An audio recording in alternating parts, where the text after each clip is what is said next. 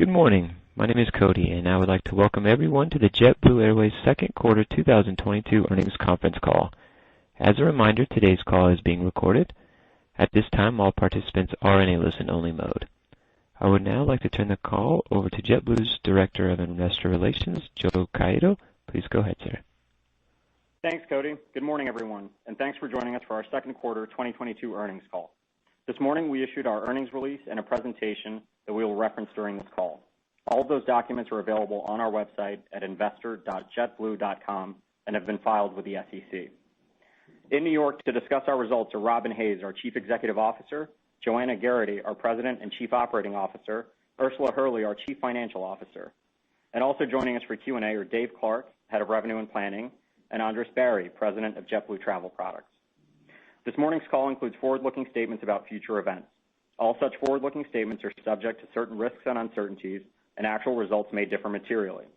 Please refer to our most recent earnings release and our most recent Form 10-Q or 10-K for a more detailed discussion of the factors that could cause the actual results to differ materially from those contained in our forward-looking statements, including, among others, the COVID-19 pandemic, fuel availability and pricing, the outcome of the lawsuit filed by the DOJ related to our Northeast Alliance, the occurrence of any circumstances that could give rise to the right of JetBlue or Spirit Airlines, or both, to terminate the merger agreement, failure to obtain applicable regulatory or Spirit stockholder approval in a timely manner or otherwise, and the potential financial consequences thereof, failure to satisfy other closing conditions, or failure of the parties to consummate the proposed transaction, and the possibility that JetBlue may be unable to achieve expected synergies and operating efficiencies within the expected time frames or at all, and to successfully integrate Spirit's operations with those of JetBlue.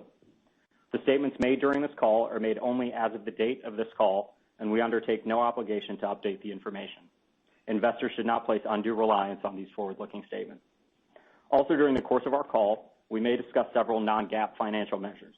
For a reconciliation of these non-GAAP measures to GAAP measures, please refer to the tables at the end of our earnings release, a copy of which is available on our website. And now, I'd like to turn the call over to Robin Hayes, JetBlue CEO. Thanks, Joe. Good morning, everyone, and thanks for joining us today. I'd like to start with my thanks to our more than 24,000 crew members for their tremendous work and dedication to delivering the award-winning JetBlue experience to our customers as we mark some significant milestones in our recovery this summer. This morning, we reported a record-breaking absolute revenue result for the second quarter, and we're on pace to top it again here in the third quarter and drive our first quarterly profit since the start of the pandemic. Turning to slide 5. Before we dig into our financial results and outlook, I'd like to take a moment to discuss our recently announced agreement to acquire Spirit. I'm very pleased we found a path forward with Spirit, and we can't wait to welcome their incredible 10,000 team members to JetBlue as we create a true national low-fare, high-quality challenger to the dominant Big Four airlines. Together, we will expand our uniquely disruptive combination of award-winning service and competitive low fares to more customers across the country as we combine the best of both airlines. You've heard me say it before, this transaction turbocharges our strategic growth plan. It will diversify and expand our network for customers, create new jobs and opportunities for crew members, and expand our foundation for profitable growth, unlocking sustained long-term value for all of our stakeholders. We remain highly confident in our ability to obtain regulatory approval no later than the first half of 2024. We expect the transaction to be accretive to EPS in the first full year following closing and to deliver $600 to $700 million in annual net synergies once integration is complete. You can find more information about this transaction and the many stakeholder benefits on our website. We are thrilled about this unique long-term opportunity, but we also recognize that we are still some time away from closing, and even as we begin early work on integration planning, we remain focused on running the standalone business in the interim, and we also continue to execute on our organic initiatives. Returning to sustained profitability, slide 5. With that, we're here today to discuss earnings, and I'd like to start with our quarterly reports on slide 6. For the second quarter, we reported an adjusted loss per share of 47 cents. As you will recall, we had some operational challenges earlier in the spring, which drove a sizable reset to our full-year growth plan and a number of investments to ensure we could operate reliably during this exceptionally busy summer season. I'm proud to say that our operational performance improved significantly throughout the quarter, and we capitalized on the strong demand environment to deliver record revenue growth at the top end of our original guidance range and a record quarterly revenue result for JetBlue. We were profitable in the month of June on an adjusted basis, entering the third quarter with solid momentum as we expect to carry forward through to sustained profitability. I'm pleased to see record demand for travel with JetBlue and the solid underlying momentum in our recovery as we work to build an even better JetBlue for our stakeholders. Moving now to slide 7. With high fuel prices and our short-term operational investments are weighing on our margins this summer, we are making steady underlying progress on our long-term initiatives to structurally improve our profitability and enhance our long-term earnings power. Our network is foundational to our success, and we continue to strengthen relevance this year, primarily through our Northeast Alliance with American Airlines, or the NEA. The NEA will be a significant margin builder for JetBlue by allowing us to grow in New York and Boston, our two largest focus cities, and offering more value to all customers in the region. Together with American Airlines, we've created robust competition with industry-leading network depth and breadth, and more combined daily departures than Delta and United.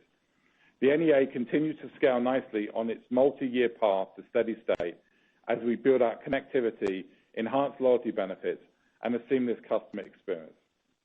Across the pond, I'm delighted to say that we've secured permanent slots at London Heathrow starting at the end of October, the culmination of some great work together with our airport and government partners. In addition, we're excited to expand our award-winning transatlantic service to our second largest focus city with the launch of service from Boston this week, further strengthening our relevance in the Northeast. And with the addition of a third frequency between JFK and London in October, we'll be operating 5 daily flights between the Northeast and London this fall. More customers are engaging with JetBlue than ever before as we continue to see double-digit growth in our loyalty business, fueled by the NEA and the strength of our brand preference as we generate record cash flows from the program. And back in 2018, we shared with you a vision for our new JetBlue Travel Products subsidiary with an audacious goal of contributing $100 million in EBIT by 2022. And despite all of the challenges of the last 24 months, we are on track to deliver close to that target this year. Last month, just in time for the busy summer travel period, the JTP team rolled out a revamped website and additional inventory to Paisley by JetBlue, a travel website that we launched just over a year ago and offers customers a one-stop shopping platform to conveniently purchase ancillary travel products relevant to their trip, all backed by JetBlue's great customer service. Earlier this year, when we reset our medium-term capacity plan to reflect the industry's constraints, we highlighted some potential mitigating actions to right-size our footprint for this new reality. Today, we announced a further acceleration of our 190 transition, with our fleet modernization efforts poised to accelerate not only our margin expansion, but our path to reducing emissions. And Ursula will walk you through our new structural cost program, which will set a new foundation for our long-term low-cost structure. Finally, our responsibility to mitigate climate risk is a core part of our mission, and we remain steadfast in leading the industry in our efforts. We've recently announced our commitment to work with the Science Based Targets Initiative to set a near-term emissions reduction target for our airline operations. In addition to our sustainability efforts, we remain committed by fostering diversity. And we're proud to say that underrepresented groups represent over 60 and 90% of students enrolled in our Gateway Select and Gateway Direct programs, respectively, which are industry-leading career development programs that allow crew members and external applicants to pursue a path to become a pilot or maintenance technician at JetBlue. Once again, I'd like to thank our passionate crew members for caring for our customers, each other, and JetBlue. With the foundation we put in place and the many exciting initiatives we have underway, I've never been more excited about our long-term outlook, which will only be enhanced by our acquisition of Spirit. With that, over to you, Joanna. Great. Thank you, Robin. I'd also like to add my thanks to our great team. Earlier this year, we made a number of operational decisions to better set us up for the summer. And while this summer has not been without its challenges, these investments are providing relief, and we are pleased that our completion factor is now back above 98%. We'd like to thank our team, as we know it has been a particularly challenging operating environment. I'd also like to thank our industry partners at the FAA for their continued support and, importantly, their transparency, as we all work to bring flying back to the level and quality of a pre-pandemic environment. Turning to capacity on slide 9. As Robin mentioned, we actually began moderating our capacity plans back in March. And following a challenging few weeks in April, we moved quickly to reset our full-year growth plan. The reality is that almost no airline has been immune to operational challenges this year, as the industry quickly ramped back up. And it's clear that what we experienced has now been felt by all of our peers. Frankly, it just hit us earlier given our network footprint, and therefore we were able to reset earlier. On our last call, we announced we were taking decisive action to reduce our full-year capacity plan by 10 points to build greater resiliency into the operation, and today we are tightening that capacity range. In fact, the incremental investments for the summer partially delayed an anticipated productivity benefit into the fourth quarter. As an example, in June we had 16% more active pilots, but 8% fewer block hours compared with 2019. We are also carrying elevated reserve levels. As we move beyond the peak summer, we expect some of these investments will gradually normalize as the broader aviation ecosystem stabilizes and we ramp utilization back up. That said, we firmly believe that this level of investment and a more conservative operational planning philosophy was necessary to ensure that we can reliably deliver for our customers and crew members, especially as external factors continue to make for a challenging operating environment during this busy summer season.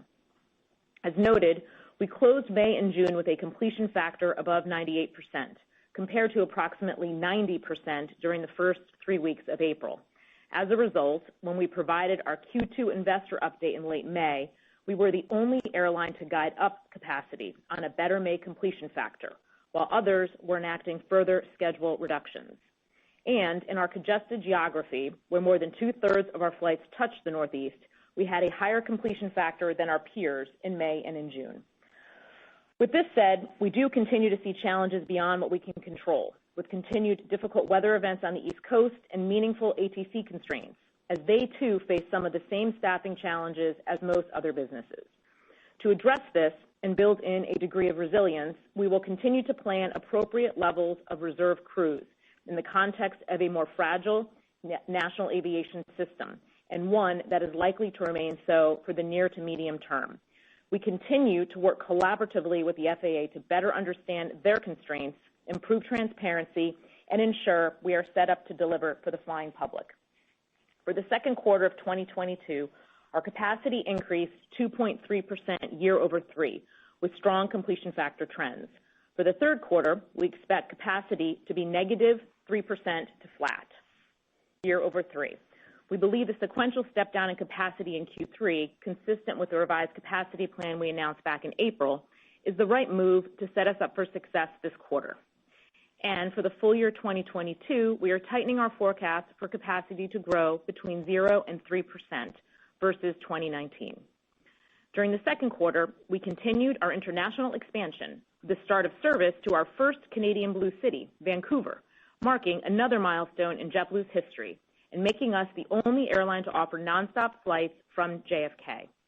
And as Robin mentioned, we're boosting transatlantic service even more this quarter, with new daily service between Boston and both Gatwick and Heathrow, as well as a third frequency between JFK and London in October. We are obviously very pleased to see the CDC follow the science and remove inbound testing requirements for international arrivals into the U.S., finally eliminating a cumbersome hurdle to the industry's continued recovery and driving further improvement in international demand, particularly in our Caribbean network, where trends were already strong. On the other hand, we were disappointed to see the Canadian government reinstate their random testing regime, which we believe is a step in the wrong direction, but also serves as a reminder of the ever-evolving landscape of pandemic recovery. Domestically, we have fully consolidated our LaGuardia operations to Terminal B earlier this month, In the fall, we're relocating to the brand new South Terminal C in Orlando as the anchor tenant. And in the fourth quarter, we also plan to move into Newark's new Terminal A. We are excited to welcome our customers in these world-class terminals and provide them with an enhanced airport experience and a more seamless travel journey with JetBlue. And of course, operationally, we are looking forward to the improved efficiencies that come with eliminating split terminal operations at LaGuardia. As we've smoothed out and de-risked our return to growth this year, we are setting a strong foundation for the network to deliver sustained profitability as we build out our relevance. As always, we'll remain nimble and adapt as needed to the broader macro environment, making decisions through the lens of margin. Turning to slide 10. During the second quarter, our revenue increased 16.1% year over three, better than the high end of our initial outlook as a result of robust demand across the network with a record number of customers, and we expect load factors to remain in the high 80s through the summer. Our ancillary revenue per customer grew 65% in the second quarter to well over $50 per customer, and we are pleased with the success of our segmentation strategy with a broad product portfolio that offers great value and choice for all customers. For the third quarter, we expect unit revenue to increase between 19 and 23%, to the highest levels in our history, as strong demand combined with a tight supply backdrop help offset the high price of fuel. Revenue is tracking well to help deliver a profitable quarter, and early bookings keep us cautiously optimistic about the fall. As Robin mentioned, we are solidly executing across a number of commercial initiatives. On the network front, we're making good progress in ramping up our margin-accretive Northeast Alliance with American Airlines. And while the industry has yet to return capacity to 2019 levels, the NEA is growing well in excess of the U.S. market. We've added over 50 new routes not previously served by either carrier and increased frequencies on another 130. Collectively, with American Airlines, we are now offering more departures out of New York than Delta and United. This growth is delivering tremendous consumer benefits as we offer more customers our award-winning combination of low fares and great service, while eliciting a strong competitive response from other carriers, such as Delta's substantial growth at Boston and United's additions at Newark, as well as new service between Boston and London. Through the NEA, JetBlue is able to serve a broader set of customers, including business travelers, fly to more markets, and create thousands of jobs in the process. Business travel also continues to recover nicely, with Q2 contracted corporate bookings improving 10 points sequentially as we move closer to pre-pandemic levels. The Northeast Alliance positions us well to capitalize on the continued business travel recovery as we expand our share of the corporate travel wallet in the region with a compelling network, schedule, and service offering, as well as reciprocity across our loyalty programs. Turning to loyalty and co-brand, the value proposition of our TrueBlue loyalty program continues to resonate extremely well with our customers, with program engagement at all-time highs. And I'm pleased to see yet another record quarter of program growth, with spend growth that continues to consistently and meaningfully exceed pre-pandemic levels, up over 40% year over three. This is an area with ample runway for growth, and our team continues to find new ways to add further value as we evolve the programs and enhance this resilient cash flow stream. The short-term investments we made in the operation have positioned us well to reliably deliver the JetBlue experience as we capitalize on the strong demand environment, while our strategic initiatives fuel our profitable growth over the long term. I'll close with another thanks to our crew members.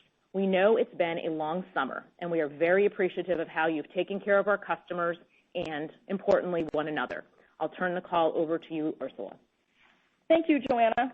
I'd also like to thank our incredible crew members for their commitment and hard work to ensure that we deliver for our customers, our fellow crew members, and our owners, as we lay the foundation to build back our margins beyond pre-pandemic levels and create sustainable long-term value for all of our stakeholders. I'll start on slide 12 with a brief overview of our financial results for the quarter. Revenue was a record $2.4 billion, up 16.1% year over three. Cost per available seat mile was up 34.7% year over three. CASM excluding fuel and special items was up 14.5% year over three. And our GAAP loss per share was 58 cents and adjusted loss per share was 47 cents. I'm very pleased with the team's execution this quarter to position us to return to sustained profitability in the back half of the year. Despite the operational headwinds in April, the subsequent operational investments we made, and the sharp rise in fuel prices throughout the quarter, we exited Q2 with an adjusted pre-tax profit for the month of June, and we look forward to carrying this momentum into Q3 and beyond. Turning to slide 13. During the second quarter, CASM ex-fuel increased 14.5% versus 2019, below our original guidance, driven by efficiencies tied to a better operation. As you've heard, the reliability investments we made for this summer are yielding much improved operational results and have helped to de-risk the summer, but they are weighing on our margin recovery. For the third quarter, we are forecasting CASM ex-fuel to increase 15 to 17%. We do expect this heightened investment to ease once we get beyond the summer peak. As a result, we expect to see some productivity improvement in the fourth quarter and into 2023. We are also tightening our forecast for full year 2022 CASM ex-fuel to increase in the range of 11 to 14% versus 2019 from prior guidance of 10 to 15%. As a reminder, this includes 6 points from the capacity reductions announced back in April, a total of 3 points from the spring operational challenges and the investments we're making for the summer, and 1 point from inflationary pressures from pilots and our business partners. Turning to slide 14. On our last call, we mentioned that we had engaged some outside experts to conduct a thorough review of our costs to help us identify the optimal long-term cost structure for JetBlue as we emerge from the pandemic. The result of that work is the new structural cost program that I'm pleased to share with you today. Just prior to the pandemic, we concluded our first structural cost program, which successfully removed over $300 million of cost and was centered largely around sourcing contracts, distribution, and implementing self-service technology and rationalizing other fixed costs. That program drove an industry-leading CASM ex performance in 2019, and we were on track to execute a 0 to 1% CASM ex CAGR from 2018 to 2020. Fast forward to today, and while we are still benefiting from our first structural cost program, we're embarking on a new plan to keep our costs low as part of our continuous focus on this area of our business. This new program focuses on cross-functional costs and is more about gaining operational and planning efficiencies. This past quarter, we announced the creation of a new enterprise planning team, which will play a critical role in unlocking these structural efficiencies across the airline longer term, some of which we have already begun implementing successfully. For example, Joanna mentioned that we are currently staffed at much higher levels of flying activity, and we have strategically invested in reserves as part of our more conservative summer planning. But at the same time, we're actually seeing big improvements in planning productivity and reductions in pilot soft time.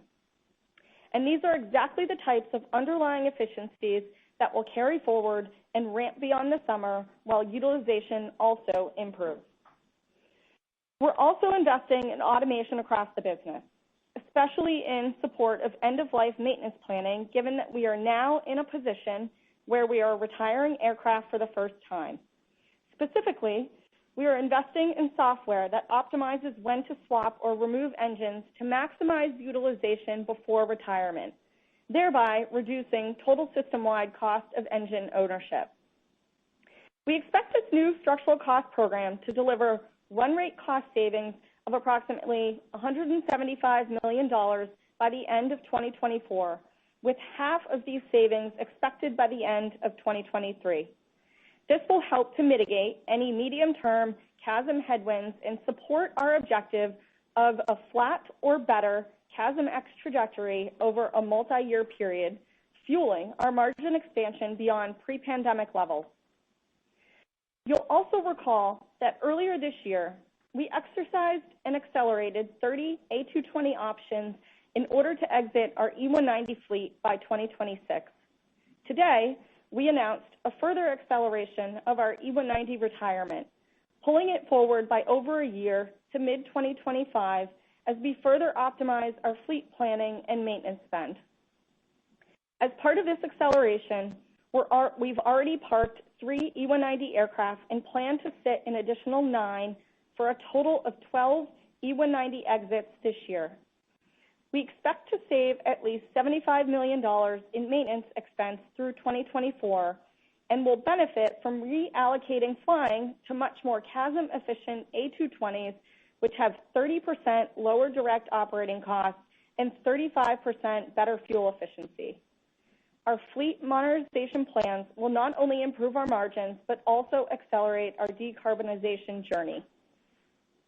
In total, the structural cost program and the accelerated E190 retirements will drive approximately $250 million of cost savings through 2024, with $150 to $200 million of that representing a permanent run rate cost reduction. Turning to the balance sheet on slide 15. In the second quarter, we paid down approximately $106 million of debt, and we funded approximately $205 million in capital expenditures. For the full year 2022, our CapEx forecast remains at approximately $1 billion. At the end of June, our adjusted debt to cap was 54%, and we closed the quarter with liquidity of $2.6 billion, or 32% of 2019 revenue, excluding our revolving credit facility. As we think about our proposed acquisition of Spirit, it's important to remember that JetBlue's relative balance sheet strength is the key enabler of this transaction. Post-closing, we continue to expect that JetBlue would maintain a strong balance sheet with pro forma net leverage of approximately 3 to 3.5 times, which we believe to be a very manageable level that still compares favorably to the peer group. A strong balance sheet is foundational to JetBlue's strategy, and the strong earnings accretion and cash flow profile of the combined business will allow us to quickly delever the balance sheet as we integrate. To close, we recognize there is a lot of work ahead, but through the strong underlying momentum in the business and the continued execution of our various strategic initiatives, from the Northeast Alliance to the evolution of our loyalty program to scaling JetBlue travel products, and now our new structural cost program as well, we are setting a foundation to structurally improve our long-term earnings potential beyond pre-pandemic levels. I'm also very excited to welcome Spirit team members to JetBlue as we create the number 5 carrier in the U.S. and unleash a national low-fare challenger to the Big Four. I'd like to once again express my sincere thanks to our crew members for their tireless efforts in helping to build a better JetBlue for all of our stakeholders. With that, we will now take your questions. Thanks, everyone. Cody, we're now ready for the question and answer session with the analysts. Please go ahead with the instructions. Absolutely, thank you. If you'd like to ask a question, please signal by pressing star 1 on your telephone keypad. If you are using a speakerphone, please make sure that your mute function is turned off to allow your signal to reach our equipment. A voice prompt on your phone line will indicate once your line has been opened. Please state your name and your company before posing your question. Once again, please state your name and company before posing your question. Once again, that's star 1. We'll take our first question. Caller, please go ahead.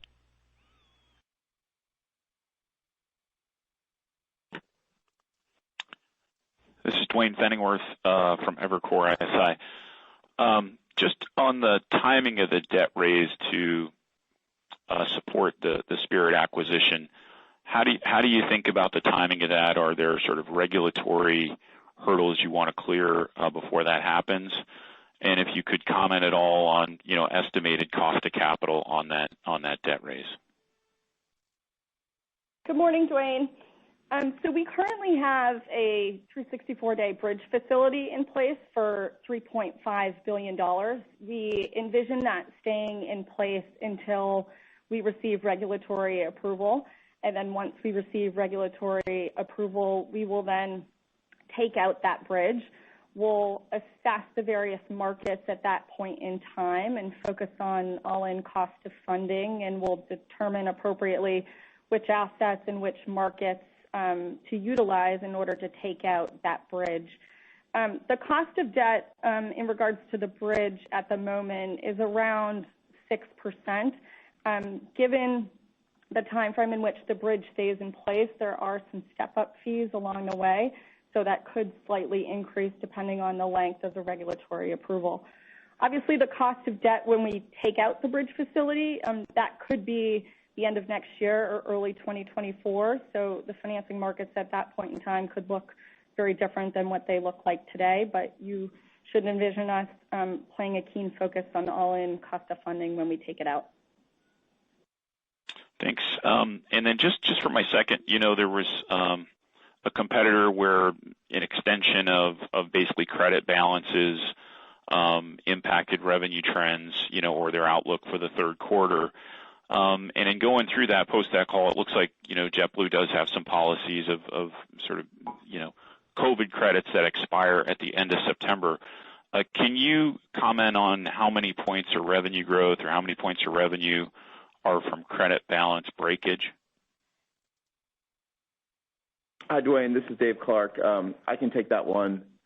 Regarding the credits, since the pandemic began, we've seen a higher cancellation rate and thus more credits being issued. This was especially true early in the pandemic when customers were canceling their flights in pretty high numbers.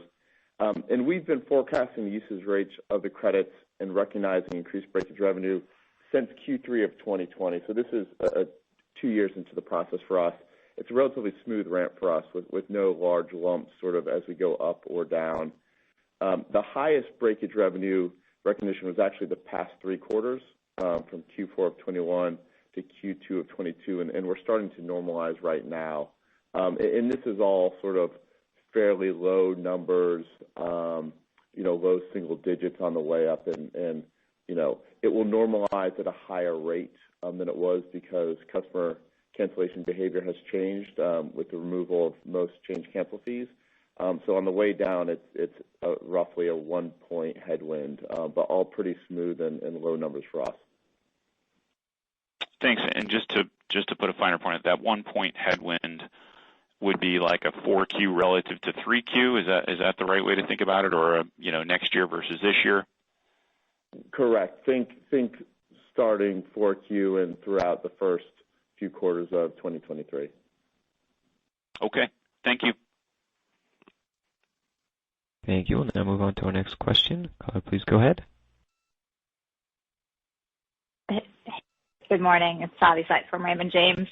I'm just kind of curious, Ursula, keeping CASM-ex flattish versus kind of 2022, which let's say it's around 12.5% above 2019 on kind of mid to high single digits. That seems a little bit disappointing given that, in 2020 you were supposed to have a, step down because of the first structural cost program, and you have had some kind of one-time items this year. So could you talk about, what the incremental cost you're seeing in 2023 that requires the new program to kind of maintain this flattish level?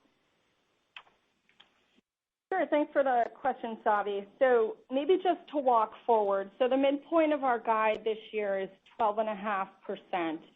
If you take out the spring disruption costs as well as the summer investments, you get down to an underlying CASM-ex of 8.5% for 2022. So next year, if you think about us growing capacity mid to high single digits next year, that's historically what we said is the sweet spot. You would expect us to drive, to your point, a flattish CASM-ex fuel. However, we have also highlighted that we do have some headwinds next year.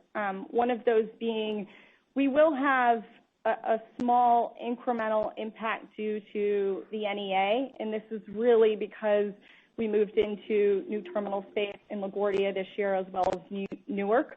So you'll have the full year effect of that increase in 2023. We also have an aging fleet, so we've highlighted that we have a level of maintenance investment that will need to take place. And then we also have some in-flight rate increases from our new contracts that are effective in January as well. So essentially, Propel, or our structural cost program that we rolled out today, is going to help offset those headwinds, and essentially we intend to deliver a flat-ish, if not better, CASM ex fuel next year. That's super helpful. Thank you.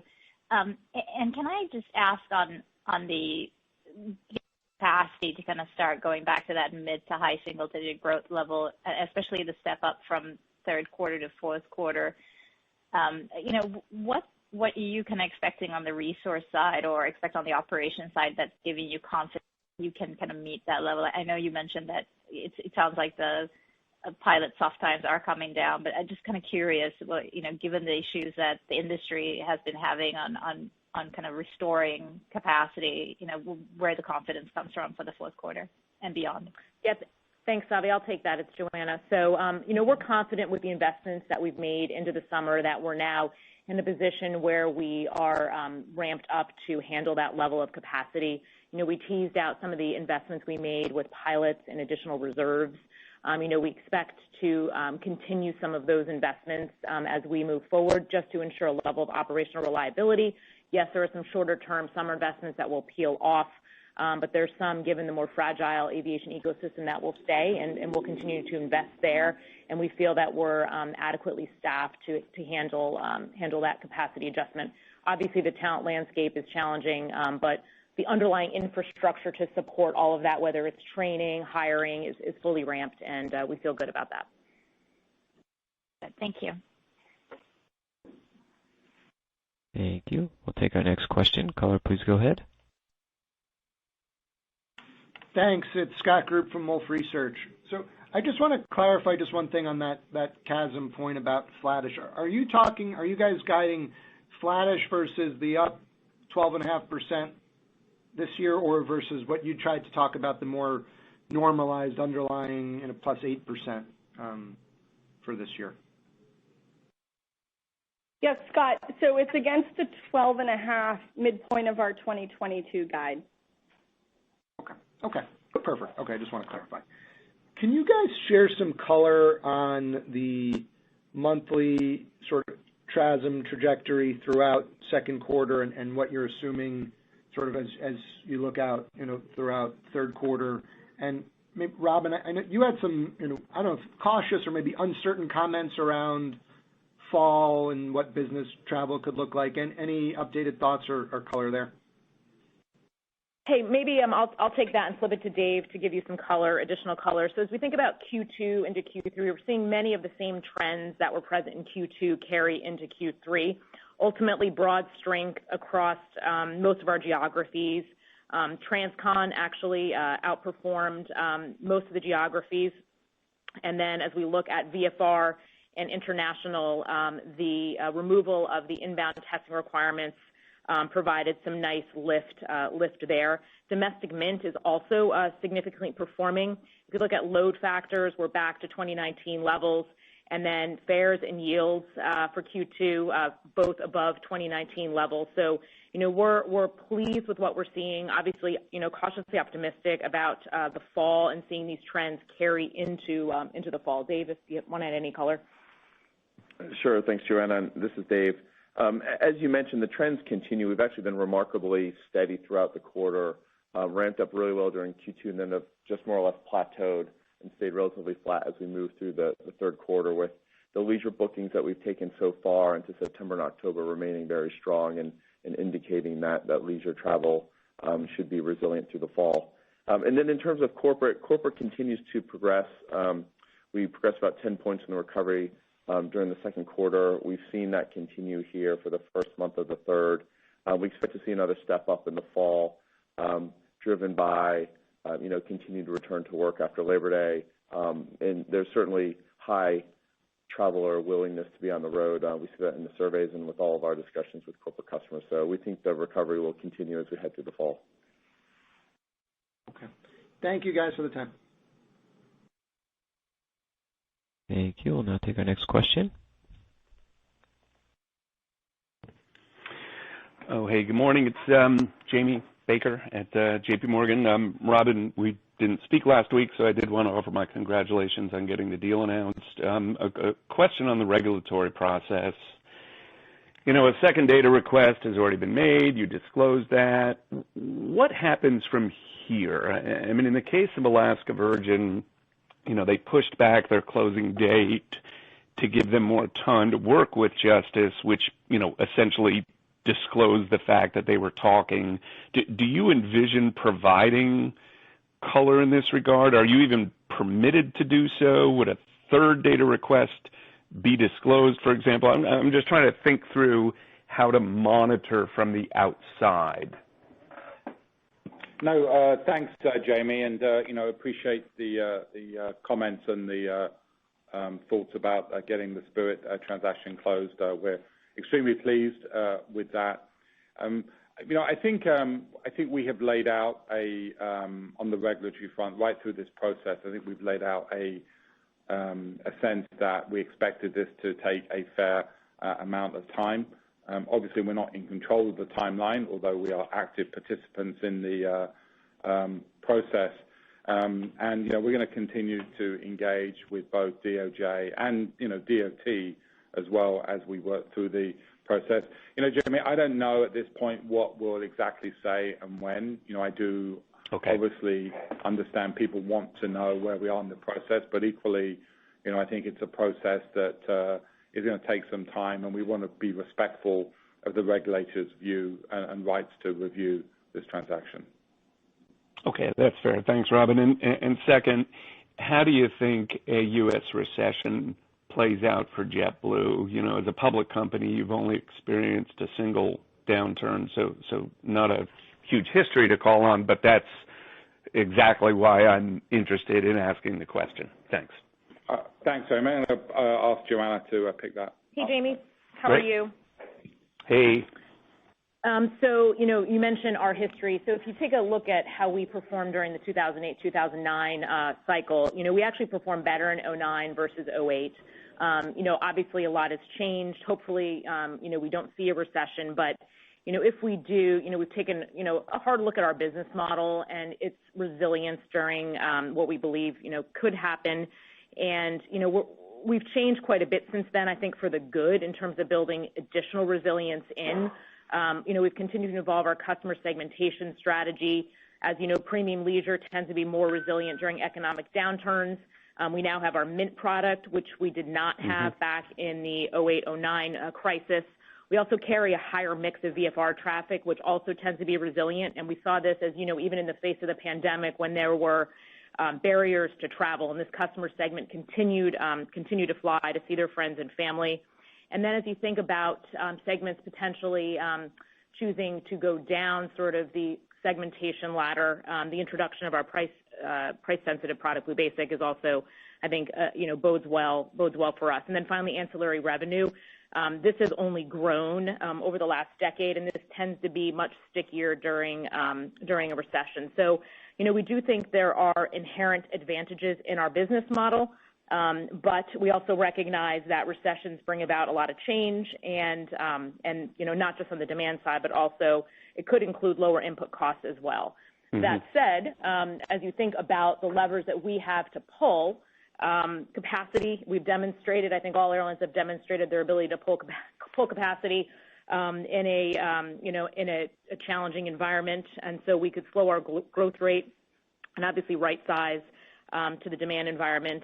Labor, that continues to be an opportunity as we think about what JetBlue was able to accomplish during COVID with voluntary programs and crew members taking advantage of those, and then obviously our fleet. We do have an aging fleet, so there could be opportunities to retire aircraft early. So again, inherent advantages in our business model we think will serve us well during a recession, but not looking at that through rose-colored glasses and recognizing that we do have these additional levers in our toolkit that we could pull if we needed to. You've obviously put a lot of time and thought into it. Thank you, Joanna. I appreciate it. Take care. Thank you. We'll now move on to our next question. Oh, hey, good morning, everyone. Mike Lindenberg, Deutsche Bank. Robin, just to follow up on Jamie's question, obviously it is going to be, seems like it's going to be a long regulatory process. But what can you do before you've gotten the full approval? Can you initiate code sharing, frequent flyer reciprocity? Can your fleet people talk to their fleet people? I know that there are things that you can do. Some of them may need DOT approval. Can you just talk about maybe some of the things that you could do or planning to do in the near term? Yeah. Hi, Michael. Yeah, no, thanks for the question. Obviously, many airlines have been through this many times, so we have a lot to learn from what others have done. And yes, it is true there are a small number of things that you're able to sort of talk about in that period, but we're going to take a very cautious approach to that. Okay. We're going to follow our legal advice and make sure that we're doing nothing to jeopardize the close of the transaction or to give concern to our regulators who are reviewing it. And so, I think work is all underway in terms of some of the internal planning that we do. Right now, our focus, in addition to obviously the regulatory process, which is underway, is to make sure we get the shareholder approval, Spirit shareholder approval for the transaction. What is the date of that, Robin? Have you come out with a date on the Spirit shareholder? No, my best estimate, Michael, is sort of 60 to 90 days, and we have to get the proxy completed with Spirit. Then we have to see if there's any SEC comments on that, and then it's got to, we've got to publish a meeting date. So, don't have the exact date yet, but we'll know more on that soon. Okay, great. And then just my second question, Joanna, getting from a 90% completion factor to 98, obviously a step in the right direction, but I suspect 98 is not still where you want to be, probably 99.2, 99.3. But you did call out, operational challenges for not just you, but the industry in the near and medium term. How do we get to 99% plus? Do we get there by year end? Is that a 2023 phenomenon?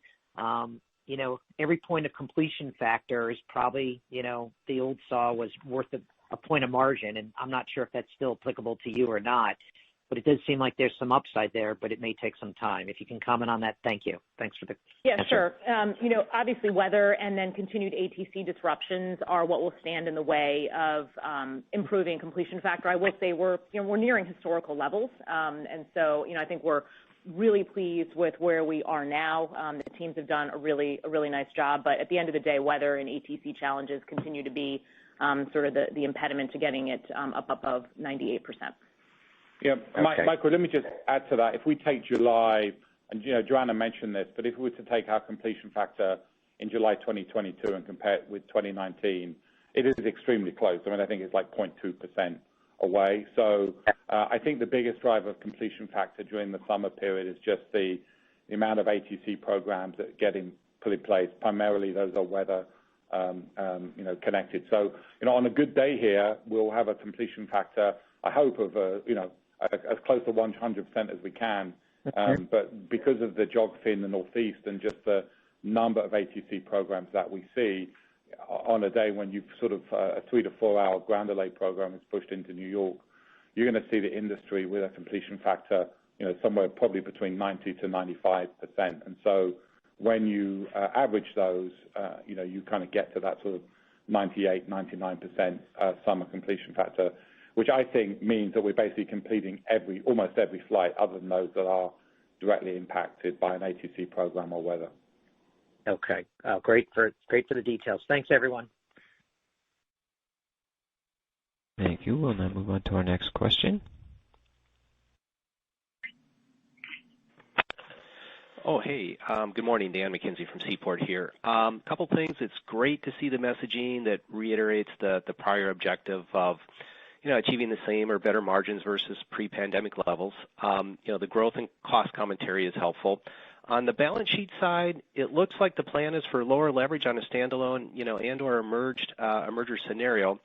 And on this point, are there free cash flow targets that you can share once back to normalized levels of profitability? Good morning, Dan. Good to hear from you. So we did highlight that post-transaction, we expect to end up at 3 to 3.5 turns of leverage, which is below the median within the industry.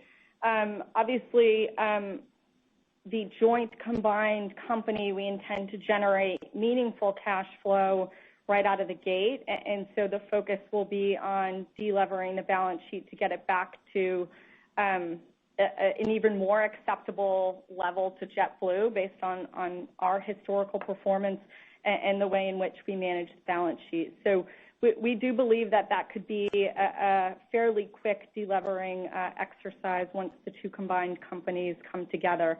Well, what I will say is the synergies obviously ramp up over a multi-period time frame, so it will take us a few years, but the goal obviously will be, as I mentioned, to get even lower than the 3 to 3.5 times. Understood. On the corporate trends, I'm wondering if you can just put a finer point on, some of the prior Q&A and questions. I guess, with respect to the operational challenges, to what extent did they impact the corporate trends in the second quarter? Is there an impact on corporate demand heading into third quarter? So I'm just trying to get a better read on what's behind the revenue outlook. And is there some pent-up corporate demand here? And when can the volumes and revenue really surpass 2019 levels? Thanks, Dan, for the question. This is Dave. We saw just a little pressure, I'd say, at the beginning of the second quarter, more of a blip as we had the difficult first half of April. Slightly on the corporate side, saw it some on the leisure side as well. But as we moved through the second quarter and improved and got back towards our targets and at or above where our peers were, any of that is dissipated away. We've seen corporate sentiment continue to rebound as the operation has improved. And it's clear the corporates are the travelers themselves, the individuals are ready to get on the road. All the surveys show that. As return to office continues, that will help enable more trips. Certainly, corporate customers are excited to get back in front of their customers and to do face-to-face revenue-generating meetings, as well as some internal work and conference work that's been suspended for the last couple of years. So a lot of different pieces there. The NEA is really helping to add more options for these customers in the Northeast. As our seamlessness continues to ramp up, we've seen increasingly positive sentiment from our corporate customers. And about 2/3 of them now have the NEA code share benefits in their corporate contracts. So things continue to improve. Don't have a final date yet on when we'll reach fully recovered. At this trend, we're probably looking, late this year or over the winter, but we'll see how that progresses, and it could happen sooner. Oh, very good. Thanks for the time, you guys. Thank you. We'll now move on to our next question.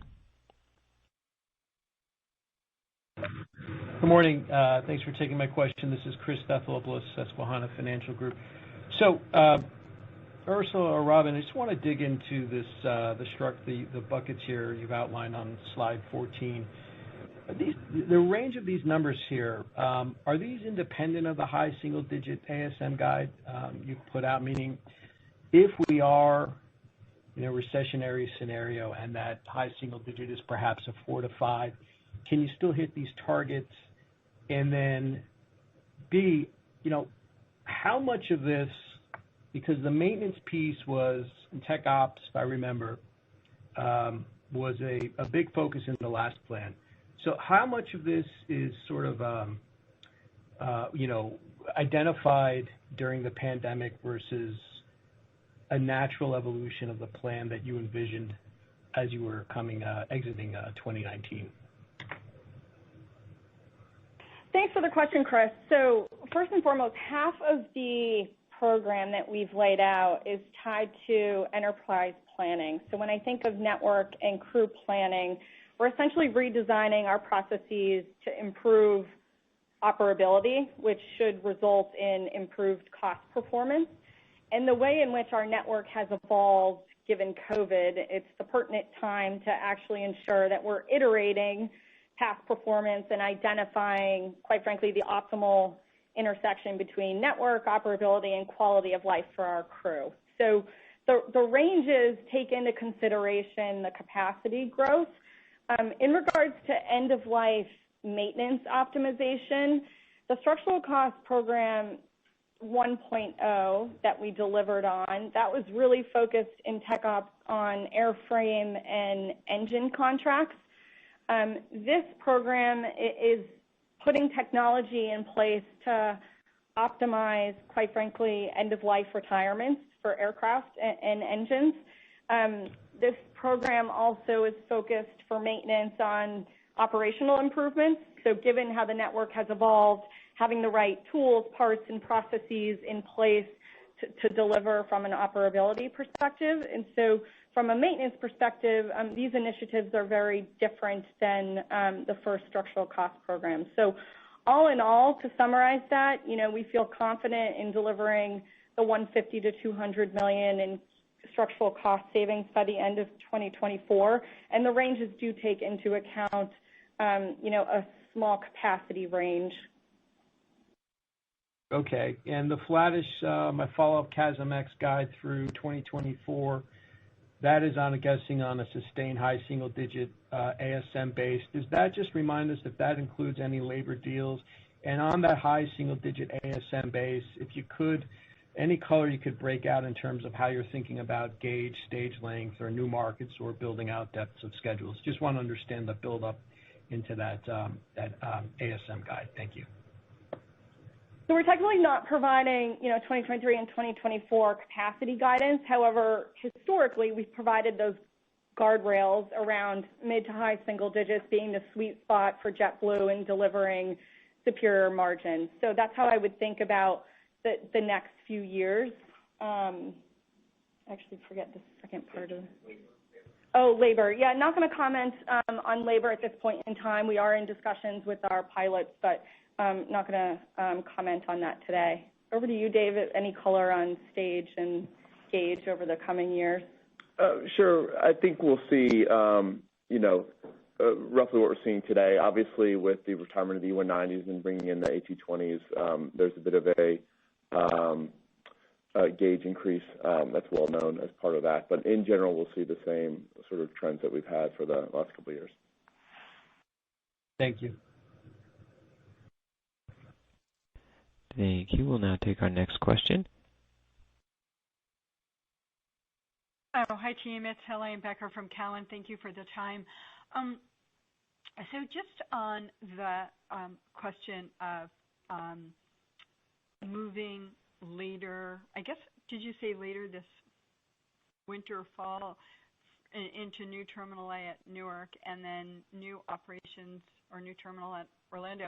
As you think about the costs of doing that versus the benefits, can you just talk about, I don't know whether it's a cost savings that you would experience at those two, or and maybe include LaGuardia in their airports, or those three airports? Yeah, so thanks for the question, Helene.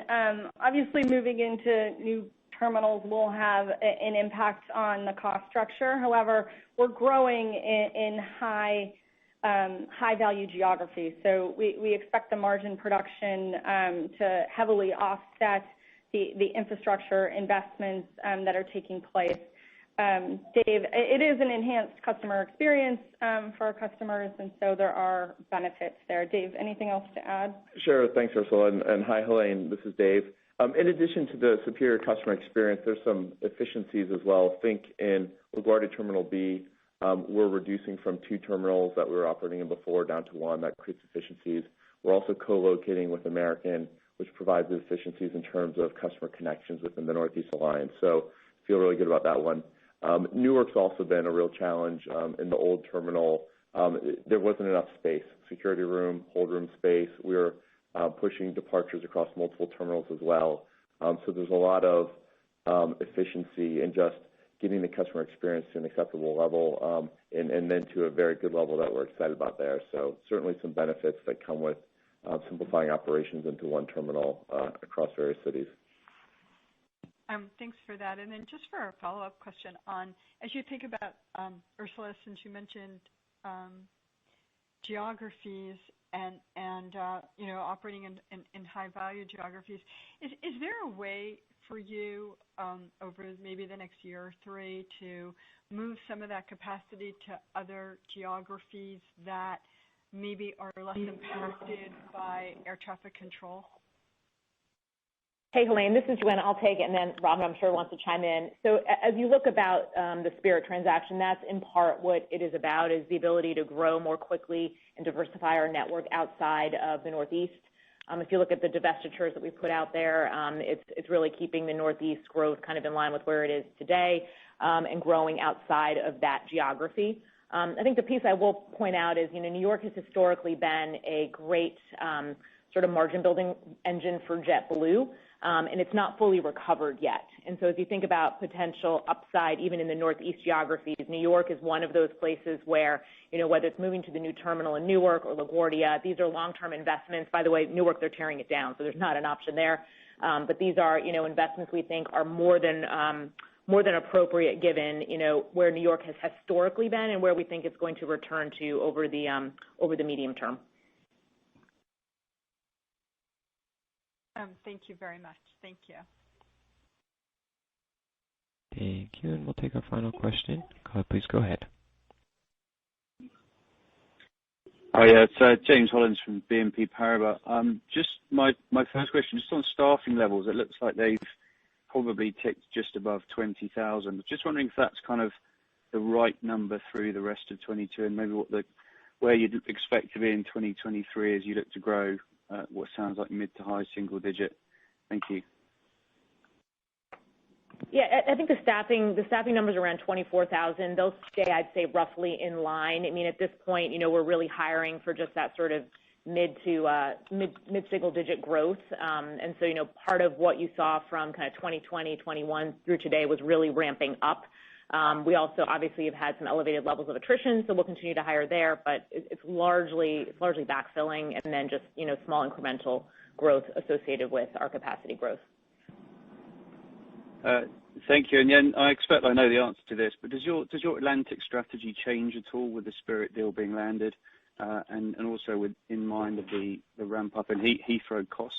Thanks. No, it's unchanged. I mean, as we think about Europe, it's really flying to the markets in Europe that are most important to New York and Boston. So, for example, London and others to follow. We're really looking at the Spirit transaction to help grow our footprint outside of the Northeast. To Helane's point, we like our New York, we like our Northeast geography. It's very important that JetBlue stays relevant in these markets in order to drive long-term margin success. As Joanna mentioned, despite the very strong revenue guide into Q3, New York is still ramping up. We added a lot of capacity over the summer, and as we all know, as you add that, it takes some time to ramp up. So, I think good legs on that still. Whilst Heathrow cost increases have gone up, it is a very small part of our network. And as we add Boston, it will be two departures and arrivals a day. And so sort of de minimis really in terms of the overall impact. Appreciate it. Great. Thanks, Robin. Oh, James, go ahead. Did you have a follow-up? No, that was it. Great. Well, that's going to conclude our conference call for today. So thank you so much for joining us, and have a great day. Thank you. That does conclude today's call. Thank you all for your participation. You may now disconnect.